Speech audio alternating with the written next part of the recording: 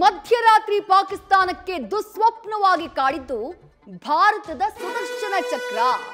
ಭಾರತದ 15 ಜಾಗಗಳ ಮೇಲೆ 4 ರಾಜ್ಯಗಳಿಗೆ ಸಂಬಂಧಪಟ್ಟಂತಹ 15 ಜಾಗಗಳ ಮೇಲೆ ಪಾಕಿಸ್ತಾನ ಮಿಸೈಲ್ ದಾಳಿಯನ್ನ ಮಾಡುವಂತಹ ಪ್ರಯತ್ನ ಮಾಡ್ತು, ಡ್ರೋನ್ ದಾಳಿಯನ್ನ ಮಾಡುವಂತಹ ಪ್ರಯತ್ನ ಮಾಡ್ತು.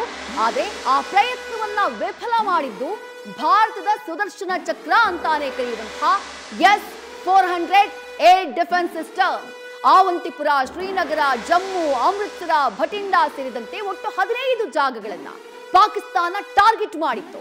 ಪಾಕಿಸ್ತಾನ ನಾವು ಮಾಡಿದಂತಹ ಆಪರೇಷನ್ ಸಿಂಧೂರ ಕಾರ್ಯಾಚರಣೆಗೆ ಪ್ರತಿಯಾಗಿ ದಾಳಿ ಮಾಡೋದಕ್ಕೆ ಮುಂದಾಗಿತ್ತು. ಆದ್ರೆ ರಾತ್ರೋರಾತ್ರಿ ನಡೆದಂತಹ ಈ ದಾಳಿಯನ್ನ ಮಣ್ಣು ಮುಕ್ಕಿಸುವಂತಹ ಕೆಲಸವನ್ನ ಭಾರತದ ಮಿಸೈಲ್ಗಳು ಮಾಡಿದ್ವು. ಯಾವ ರೀತಿ ಅಂದ್ರೆ ಭಾರತದ ಏರ್ ಡಿಫೆನ್ಸ್ ಸಿಸ್ಟಮ್ ಆಗಿರುವಂತಹ S-400 ಮೂಲಕ. ಆ ದೃಶ್ಯಗಳನ್ನ ನೀವು ಗಮನಿಸ್ತಾ ಇದ್ದೀರಿ. ಭಾರತೀಯ ಸೇನೆ ಪಂಜಾಬ್ ಭಾಗದಲ್ಲಿ ಪಾಕಿಸ್ತಾನದ ಮಿಸೈಲ್ನ ಹೊಡೆದುರುಳಿಸಿದಂತಹ ಸಿಸಿಟಿವಿ ಫುಟೇಜ್ ನೋಡ್ತಾ ಇದ್ದೀರಿ. ಮತ್ತೊಂದು ಭಾಗದಲ್ಲಿ ಪಾಕಿಸ್ತಾನದ PL-15E ಮಿಸೈಲ್ ಏನಿದೆ, ಆ ಮಿಸೈಲ್ನ ಅವಶೇಷಗಳು ಬಂದು ಪಂಜಾಬ್ನ ಭಾಗದಲ್ಲಿ, ಪಂಜಾಬ್ನ ಅಮೃತಸರದ ಭಾಗದಲ್ಲಿ ಬಂದು ಬಿದ್ದಿರುವುದನ್ನ ನೋಡ್ತಾ ಇದ್ದೀರಿ. ಅಲ್ಲಿಗೆ ಭಾರತ ಅಟ್ಯಾಕ್ ಮಾಡಿದ್ದಲ್ಲಿ ಉಗ್ರರ ನೆಲೆಗಳನ್ನ ಗುರಿಯಾಗಿಸಿ ಭಾರತ ಅಟ್ಯಾಕ್ ಮಾಡಿತು. ಭಾರತದ ಗುರಿ ಪಾಕಿಸ್ತಾನದ ನಾಗರಿಕರಾಗಿರ್ಲಿಲ್ಲ, ಭಾರತದ ಗುರಿ ಪಾಕಿಸ್ತಾನದ ಸೇನೆ ಆಗಿರ್ಲಿಲ್ಲ. ಆದ್ರೆ ಪಾಕಿಸ್ತಾನ ಟಾರ್ಗೆಟ್ ಮಾಡಿದ ಯಾರನ್ನ? ಪಾಕಿಸ್ತಾನ ಭಾರತದ 4 ರಾಜ್ಯಗಳು, ರಾಜಸ್ಥಾನ, ಗುಜರಾತ್, ಜಮ್ಮು ಕಾಶ್ಮೀರ, ಪಂಜಾಬ್, ಇಲ್ಲಿರುವಂತಹ ನಾಗರಿಕ ನೆಲೆಗಳನ್ನ ಗುರಿಯಾಗಿಸಿ ದಾಳಿ ಮಾಡುವಂತಹ ಪ್ರಯತ್ನ ಮಾಡಿತ್ತು. ಮಿಸೈಲ್ಗಳ ಮೂಲಕ, PL-15E ಮಿಸೈಲ್ ಹಾಗೆ ಡ್ರೋನ್ಗಳ ಮೂಲಕ ದಾಳಿ ಮಾಡುವಂತಹ ಪ್ರಯತ್ನವನ್ನ ಮಾಡ್ತು. ಆದ್ರೆ ನಮ್ಮ ಏರ್ ಡಿಫೆನ್ಸ್ ಸಿಸ್ಟಮ್ ಎಷ್ಟು ದಕ್ಷವಾಗಿ ವರ್ಕ್ ಮಾಡಿದೆ ಅಥವಾ ಎಷ್ಟು ಕ್ಷಮತೆಯಿಂದ ವರ್ಕ್ ಮಾಡಿದೆ ಅಂತಂದ್ರೆ, ಅವರ ಒಂದೇ ಒಂದು ಮಿಸೈಲ್ ಅವರು ಗುರಿ ಇಟ್ಟಂತಹ ಜಾಗಕ್ಕೆ ಬಂದು ಬಿದ್ದಿಲ್ಲ. ಇಲ್ಲಿನ ನಾಗರಿಕರ ಮೇಲೆ ಬಿದ್ದಿಲ್ಲ, ಇಲ್ಲಿನ ಸೇನಾ ನೆಲೆಗಳ ಮೇಲೆ ಬಿದ್ದಿಲ್ಲ. ಯಾಕಂದ್ರೆ ಅದು ಭೂಮಿಯನ್ನ ರೀಚ್ ಆಗೋದಕ್ಕೂ ಮೊದಲೇ ನಮ್ಮ ಏರ್ ಡಿಫೆನ್ಸ್ ಸಿಸ್ಟಮ್, ನಮ್ಮ ಮಿಸೈಲ್ಗಳು ಅದನ್ನ ಧ್ವಂಸ ಮಾಡುವಂತಹ, ಅದನ್ನ ನಾಶ ಮಾಡುವಂತಹ ಕೆಲಸವನ್ನ ಮಾಡಿತು. ಆ ಡೆಬ್ರೀಸ್ನ ನೀವು ಗಮನಿಸ್ತಾ ಇರೋದು, ಆ ಅವಶೇಷಗಳನ್ನೇ ನೀವೀಗ ನೋಡ್ತಾ ಇರೋದು. S-400 ಅಷ್ಟು ಕ್ಷಮತೆಯಿಂದ ಕೆಲಸ ಮಾಡಿದೆ. ನಮ್ಮಲ್ಲಿರೋದು ಕೇವಲ S-400 ಏರ್ ಡಿಫೆನ್ಸ್ ಸಿಸ್ಟಮ್ ಮಾತ್ರ ಅಲ್ಲ, ನಮ್ಮ ಬಳಿ ದೇಶೀಯವಾಗಿ ನಾವು ತಯಾರು ಮಾಡಿರುವಂತಹ ಪೃಥ್ವಿ ಏರ್ ಡಿಫೆನ್ಸ್ ಸಿಸ್ಟಮ್ ಇದೆ, ಅಡ್ವಾನ್ಸ್ಡ್ ಏರ್ ಡಿಫೆನ್ಸ್ ಸಿಸ್ಟಮ್ ಇದೆ, ಆಕಾಶ್ ಏರ್ ಡಿಫೆನ್ಸ್ ಸಿಸ್ಟಮ್ ಇದೆ.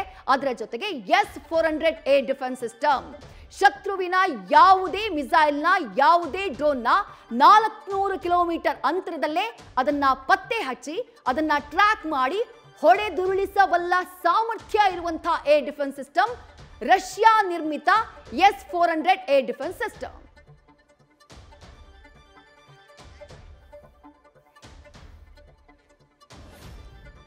ಭಾರತದ ಸುದರ್ಶನ ಚಕ್ರ ಅಂತಾನೆ ಕರೆಯಲ್ಪಡುವಂತಹ ಈ S-400 ಏರ್ ಡಿಫೆನ್ಸ್ ಸಿಸ್ಟಮ್ನ ವಿಶೇಷತೆ ಏನು ಅದನ್ನ ನೋಡ್ತಾ ಹೋಗೋಣ.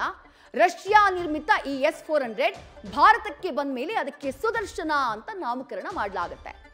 400 ಕಿಲೋಮೀಟರ್ ದೂರದಲ್ಲಿ ಕ್ಷಿಪಣಿಯನ್ನ, ಡ್ರೋನ್ಗಳನ್ನ ಹೊಡೆದು ಹಾಕುವಂತಹ ಸಾಮರ್ಥ್ಯ, ಅಂದ್ರೆ ಅದರ ರೇಂಜ್ ಅಷ್ಟಿದೆ.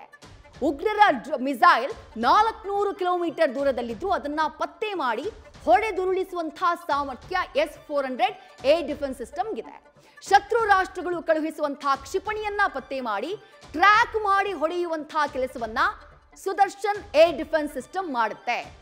ಆಕಾಶದಲ್ಲೇ ಶತ್ರು ರಾಷ್ಟ್ರಗಳ ಮಿಸೈಲ್ಗಳನ್ನ ಹೊಡೆಯುವಂತಹ ತಾಕತ್ತಿದೆ ಇದಕ್ಕೆ. ಅದನ್ನೇ ನಿನ್ನೆ ಮಧ್ಯರಾತ್ರಿ ಹಾಗೆ ಇವತ್ತು ನಸುಕಿನ ಜಾವ ಈ ಏರ್ ಡಿಫೆನ್ಸ್ ಸಿಸ್ಟಮ್ ಮಾಡಿರೋದು. ಒಂದೇ ಬಾರಿಗೆ ಶತ್ರು ರಾಷ್ಟ್ರ ಕಳುಹಿಸಿದಂತಹ 100 ಮಿಸೈಲ್ಗಳು ಅಟ್ ಎ ಟೈಮ್, ಬೇರೆ ಬೇರೆ ಭಾಗದಿಂದ ಕಳುಹಿಸುವಂತಹ 100 ಮಿಸೈಲ್ಗಳನ್ನ ಪತ್ತೆ ಮಾಡುವಂತಹ ಸಾಮರ್ಥ್ಯ ಇರುವಂತಹ ADS ಇದು.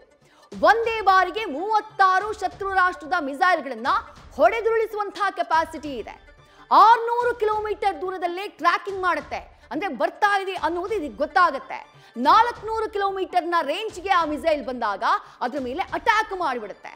ಅಟ್ಯಾಕ್ ಮಾಡುವಾಗಲೇ 360 ಡಿಗ್ರಿ ಕಣ್ಗಾವಲಿಡುವಂತಹ ಸಾಮರ್ಥ್ಯ S-400ಗಿದೆ.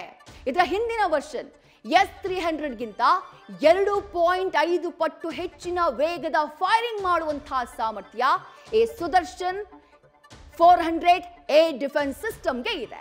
ಆ ಕಾರಣಕ್ಕಾಗಿನೇ ಪಾಕಿಸ್ತಾನ ನಿನ್ನೆ ರಾತ್ರಿ ಹಾಗೆ ಇವತ್ತು ನಸುಕಿನ ಜಾವ ನಮ್ಮ ಮೇಲೆ ನಡೆಸಿದಂಥ ಆ ಮಿಸೈಲ್ ದಾಳಿ, ಆ ಡ್ರೋನ್ ದಾಳಿ ಅಟ್ಟರ್ ಫ್ಲಾಪ್ ಆಗಿದ್ದು, ಅದು ವಿಫಲ ಆಗಿತ್ತು.